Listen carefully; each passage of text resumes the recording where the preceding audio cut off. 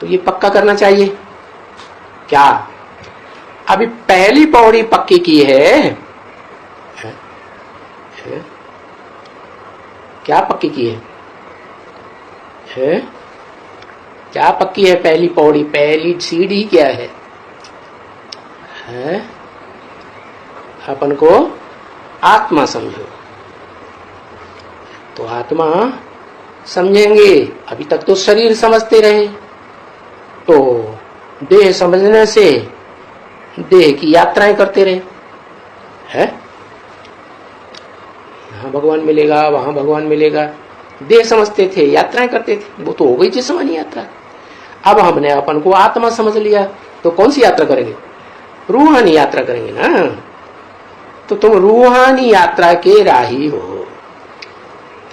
क्योंकि बच्चे जब जाते हैं यात्रा पर जा करके दिन कर देते हैं, तो बोलते हैं ये भूलो नहीं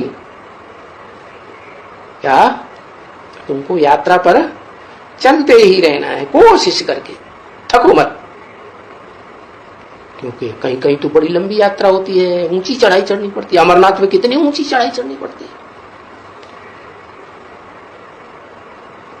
तो भूलो नहीं, वो जिस्मानी यात्राएं तो फिर भी क्या, वो राह सीमित है, और इस रूहानी यात्रा की तो राह असीमित आ रहा है। लेकिन फिर भी तुमको इस यात्रा को, मंजिल को पहुंचना जरूर है।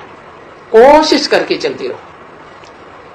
माना चलते रहो क्या? पांव से चलते रहे? अरे बुद्ध रूपी पांव से चलते रहो। क्या? जैसे बुद्धि कहीं पहुंचती है ना, कहते ना, अरे तुम हमारे गुरु जी की बुद्धि में नहीं पहुंच पाओगे, हमारे आसाराम बापू बड़े बुद्धिमान हैं।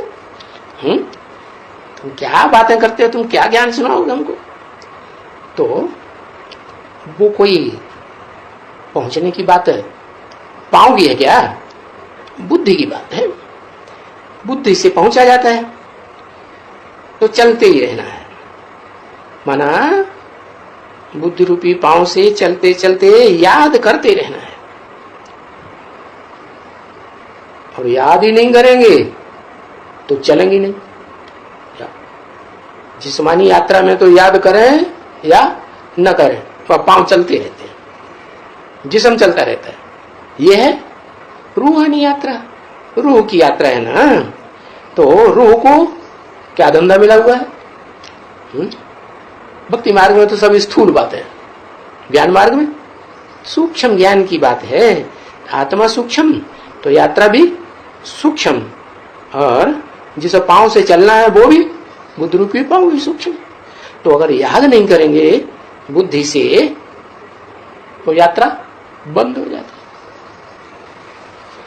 क्या होता है ना, याद करने से है, याद करने से क्या होता है? याद करते करते बीच बीच में देवान टपक पड़ता है। 63 जन्मों की आदत है ना, तो देवान आ जाता है। और बीच बीच में तो देवान आ जाता है, उससे कुछ न कुछ पाप कर्म हो जाता है। क्योंकि ये जो विकार हैं वो पाप में बनाते हैं। काम विकार हो, देवान होगा तो काम विकार आएगा। क्रोध भी, क्रोध तभी आएगा जब देवान आएगा, देह अहंकार आएगा तो क्रोध आएगा। कोई भी विकार हो, देभान के बगैर वो भी माने विपरीत कार्य माने कर्म करने वाला विकार नहीं बनेगा। तो कोई न कोई कहां न कहां क्या, कोई न कोई व्यक्ति निमित्त बन जाता है देवान चढ़ाने के लिए, देह अहंकार बढ़ाने के लिए। कहां न कहां कोई न कोई ऐसा स्थान निमित्त बन जाता है। कभी न कभी कोई न कोई टाइम ऐसा निमित्त बन जाता है, उस टाइम में हम अपने काम क्रोध को रोक ही नहीं सकते। ऐसे भी नहीं है कि मनुष्य सदैव विकर्म करते रहते हैं। ऐसे होता है क्या? सुकर्म नहीं करते? पुण्य कर्म नहीं करते, सुख देने का काम नहीं करते। तो सुख देने का काम करते हैं तो विकर्म कैसे हुआ? वो तो पुण्य ही कहेंगे ना। दुख देना वो पाप है और सुख देना ये पुण्य है। तो ऐसा नहीं है कि जन्म जन्मांतर जो मनुष्य हैं सदा ही विकर्म पाप कर्म करते रहते हैं, कामी क्रोधी लोभी मोही अहंकारी बनते रहते हैं, नहीं। फिर भी यहां तुम ज्ञान में आए हो, अब अपन को आत्मा समझने की बात बुद्धि में आ गई है, 63 जन्म की रग पड़ी हुई है देवभान में रहने की, तो बीच बीच में देवभान अपना हिसाब किताब लेने के लिए आ जाता है, तो कमाई बंद हो जाती है। देवान में आएंगे तो विकर्म करेंगे ना, पाप कर्म करेंगे ना, पाप कर्म किया तो कमाई बंद।